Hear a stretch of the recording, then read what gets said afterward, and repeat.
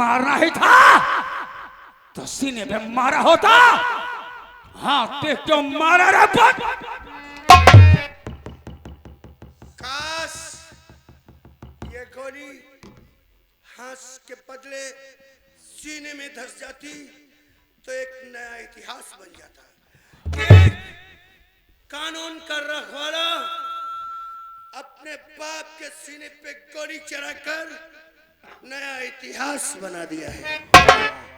वाह वाह पिताजी वाह। तो आज आपका असली रूप नजर आया। तो इसके मतलब इस कानून की वर्दी के पीछे एक काला दिन, एक बगावत का बदन प्रवेश है जो बगावत से पाला गया है। नहीं आखिर आप डॉक्टर सिंह हैं तो मुझे पुलिस इंस्पेक्टर बनाने की क्या जरूरत थी? मुझे क्यों नहीं बंदूक पकड़ाया? क्यों नहीं मुझे डाकू बनाया? वाह वाह पिताजी। नहीं सूरज नहीं, ना तो मैं डाकू था और ना ही डाकू हो, लेकिन आज जो तू देख रहा है ये कल की सच्चाई है, कल की सच्चाई सूरज। सच समझ गया, सच्चाई कोई नहीं, कोई नहीं। जिंदगी से तंग करके मतलब कमाने की ताकत नहीं रह गई तो हाथ में बंदूक उठाकर और लोगों के धन को लूटकर पेट भरना शुरू कर। नहीं, आज तक हमने किसी औरत को विधवा नहीं बनाया, किसी बच्चे को यतीम नहीं किया, हमने किसी बेगुनाह को नहीं लूटा है। सूरज अरे तू क्या जाने तेरे चले जाने के बाद तेरे इस बाप के ऊपर कितना जुल्म अत्याचार किया गया। जानना चाहता हूँ। जानने से पहले अपने कलेजे को मुंह को थाम ले, अपने पैरों से जमीन को दबा ले। कहीं आपके बेटे का ये दिल लोहे का है, फौलाद का जिगर है। आप कहिए कि आखिर डाकू बनने का मकसद क्या है? अगर जानना चाहता है तो सुन, मैं तुझे बताता हूँ। मैं एक सीधा साधा भोला भाला गौरीगंज कस्बे का रहने वाला शंकर सिंघानिया तेरा बाप था, जो लोगों की मदद किया करता था, सच्चाई और अच्छाई के रास्ते पर चला करता था। पुलिस ट्रेनिंग पर तेरे चले जाने के बाद बीडीसी का इलेक्शन आया। गांव के लोग उस रंजीत सिंह अमरनाथ से तंग आकर के उन्होंने बीडीसी के इलेक्शन में हमें खड़ा कर दिया। गांव वालों ने मिलकर मुझे उस इलेक्शन को जिता दिया और वो जीत उन हरामजादों को अच्छी नहीं लगी। मैं गांव वालों को बधाई देने जा रहा था कि रास्ते में उन दोनों ने हमें निहत्था पा करके घेर लिया, मुझ पर हमला करके मुझे इतना मारा कि मुझे मारते मारते बेहोश कर दिया। और जब मैं बेहोश हो गया तो मुझे मरा समझ करके और बहती हुई दरिया में डलवा दिया। लेकिन कहते हैं मारने वाले से बचाने वाला बड़ा होता है। मैं जब बहती हुई दरिया में जंगल के किनारे पहुंचा, मुझे होश आया तो मैंने अपने आप को अकेला पाया। मैंने उसी दिन कसम खा ली कि रंजीत सिंह अमरनाथ तूने आज जुल्म सितम करके मुझ पर अपने लिए अच्छा नहीं किया है। मैं अब डाकू बनकर और जब तक तुम लोगों का खात्मा नहीं कर दूंगा मैं चैन से नहीं बैठूंगा। अब बता मेरा कसूर क्या था? मैं एक सच्चाई और अच्छाई के रास्ते पे चलने वाला, लोगों को सही सलाह देने वाला, सही शिक्षा देने वाला, आज अगर डाकू बना है तो उन हरामजादों के जरिए से। तो सबसे बड़ा जुर्म करने वाला वो ठाकुर प्रजापति है। हाँ, जिसके चेहरे पे शराफत की नकाब पड़ी हुई है। लोगों की नजर में वो शरीफ इंसान नजर आता है और अंदर से इतना काला दिल है। पिताजी फिक्र मत करो, अब तुम्हें ये लूट मार करने की कोई भी जरूरत नहीं है। आपका बेटा पुलिस इंस्पेक्टर बन करके आ गया है और बिरजू दादा के केस की मैं छानबीन कर रहा हूँ। अब तो अब तो असली कातिल का पता भी चल गया है। आप इसी हालत में हमारे साथ अदालत चलिए। अदालत चलकर उन जालिमों के खिलाफ इसी प्रकार से बयान कीजिए। उन जालिमों के लिए वारंट जारी होगा, मैं उन्हें गिरफ्तार करूंगा और कानून से कड़ी सी कड़ी। नहीं सूरज, मैंने कसम खाई है कि जब तक मैं उन हरामजादों को इस धरती से नामो निशान नहीं मिटा दूंगा, मैं अपने आप को कानून के हवाले नहीं पिताजी, आप ऐसा कुछ भी नहीं कर सकते। ऐसा ही कानून का हाथ में नहीं ले सकते पिताजी। अरे आप मैं उन्हें कानून से सजा दिलाऊंगा। नहीं, किस कानून की बात करता है? अरे किस कानून की? वही कानून जो देश के रक्षकों का, जो देश के शरीफों का एक गुलाम बनकर बैठा है। नहीं पिताजी, वो गुलामी करने वाले अफसर कोई और होंगे। मैं आपका बेटा वो हूं जो कि अपने देश और मुल्क के लिए हंसते हंसते अपना सर कटा दूंगा, लेकिन कभी सर को झुकने नहीं। सूरज, तूने तिरंगे झंडे के नीचे कसम खाई है, तो हमने भी मां भवानी को हाथ में लेकर के कसम खाई है। जब तक मैं उन दरिंदों का नामो निशान नहीं मिटा दूंगा, मैं अपने हाथ को कानून के हवाले। शराबी भाग तो मैं तुम्हारे बदन में इतने छर्रे भर दूंगा कि तुम्हारे बदन को जो भी देखेगा मधुमक्खी का छाता कहेगा। तो क्या समझता है कि ये कल का शंकर सिंघानिया, आज का भैरव सिंह ठाकुर कोई मामूली इंसान है? अरे जरा नजर उठा करके तो देख, जरा भी होशियारी करने की कोशिश की तो मेरे साथियों की बंदूक की गोली और तेरे सर का निशाना होगा।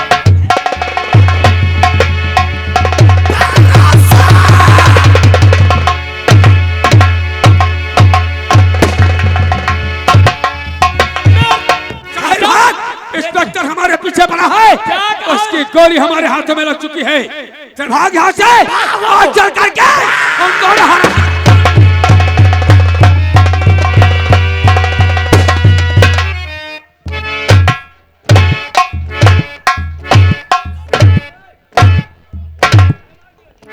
एक बात बताओ, हमें देखकर खौसा काहे निकाल रहे हो? हाँ, क्योंकि तुम्हारे आ गए कार्य आ गए, हमारी चेक आ गई है, भगे वाली है। 6 पर्ची गन्ना जाग चुका है मी को। एक बात बताओ, अमरनाथ कहाँ रहते हैं? इस वक्त दिखाई नहीं देते हैं। हमने तो उसी दिन से उनकी हमें और करिश खरी और ये कसाब की देखा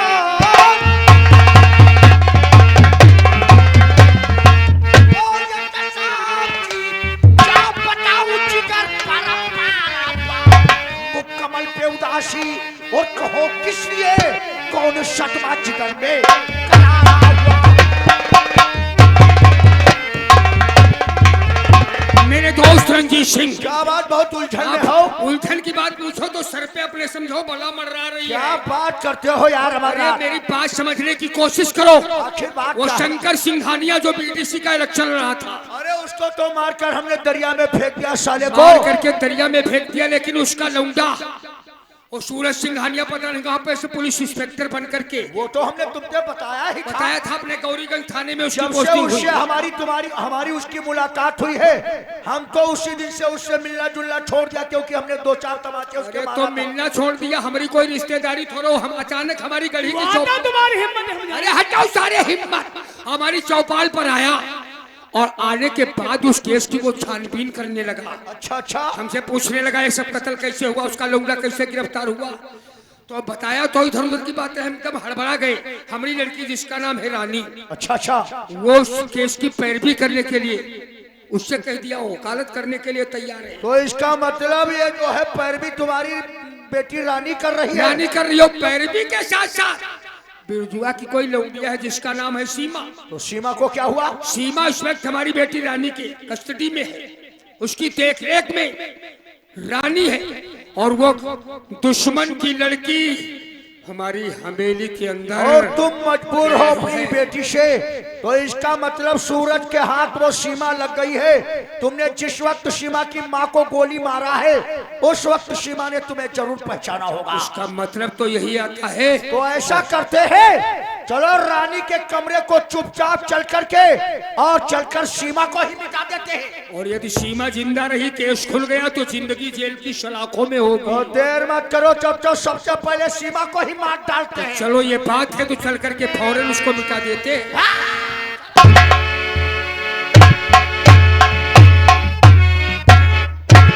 देखो सीमा, जब तक मैं आपके लिए नाश्ता लेकर नहीं आती हूँ तब तक तुम यहीं पर बैठोगे, ठीक है? मैं तुम्हारे लिए नाश्ता लगाती हूँ, ठीक है?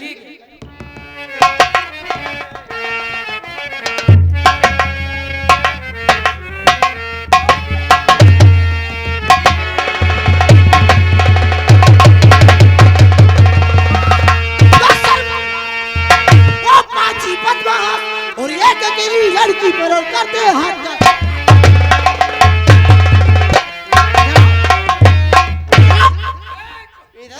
भूल जाओगी तुम मेरे रेडी हो। इधर आ, तुम्हारा भेजा बाहर कर दूंगी।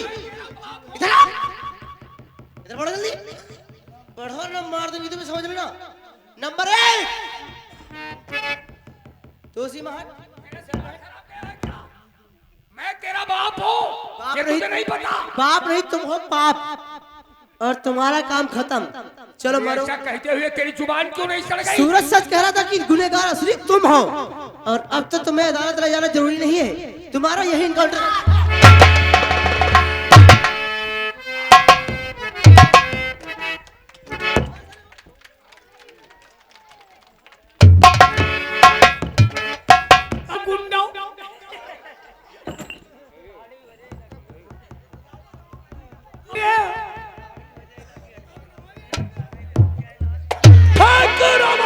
प्रजापति, पता चल गया है काले नाग सबसे बड़ा गुनहगार तू है। हमने क्या कहा था? अब हमारे बदन पे वर्दी है, तेरे बदन में क्या भैया?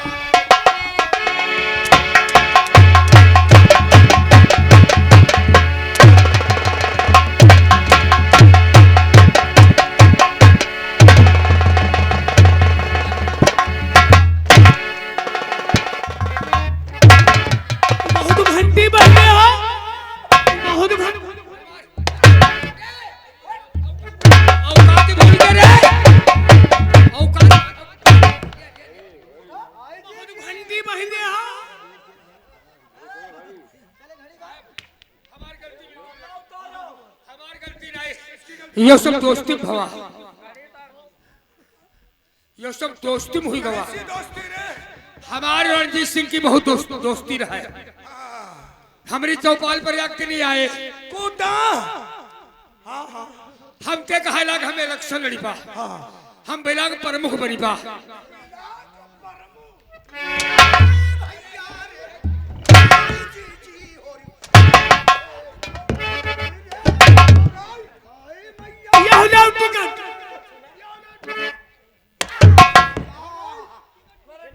प्रमुख तो हम कहन बेटी से पहले बने पड़ी। हम बताई बा या क्या बात सही सही तुम्हारी ताई यार का हम मारू भाई का।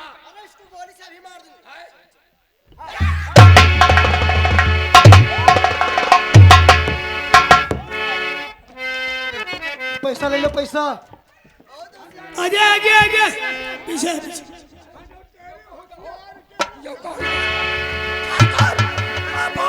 तमंचा छीन ले हो। करूं दुर्गति।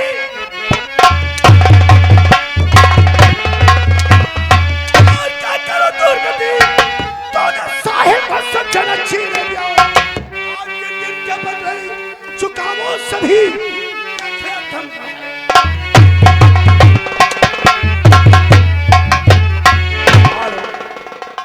और ये आगे आरके नौटंकी यूट्यूब चैनल, आरके यूट्यूब नौटंकी यूट्यूब चैनल की तरफ से 20 रुपए है साहब आपके लिए।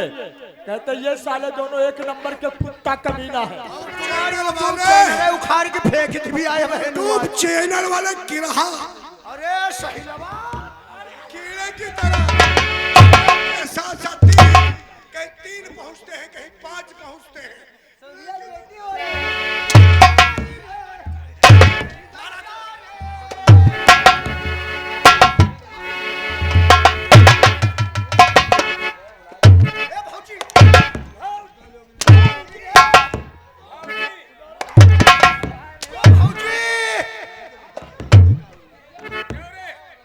अमरनाथ ABCD।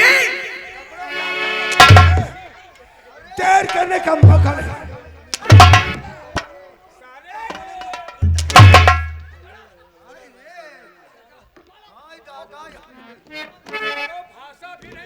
हाय दादा पटेल बहुत बुरी मौत मारी। कबहू गद्दारी ना करे, लेकिन तुम ना मारो। क्या हो रहा है रंजीत सिंह? क्या हो रहा है?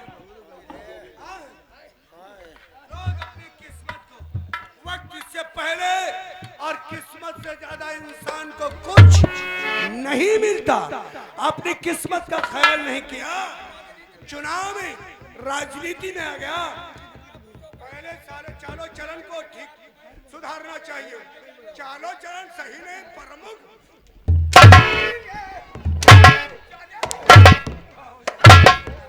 और प्रमुख बनने के लिए गौरीगंज को बगावत में बदल दिया साले। चलो हथकड़ी पहन।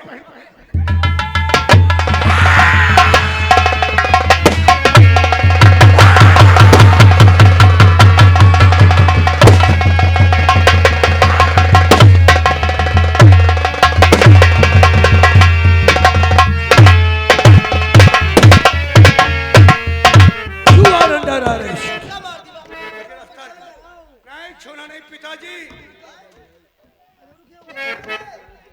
अरे रुको, डाकू को मारने दो पहले। अगली डाकू नहीं, हमारे पिताजी हैं। आप बनेगा तो भाई है, कुछ और आशीर्वाद दो। अरे जल्दी पोती पोता आ जाए। शक्ल किसकी होनी चाहिए?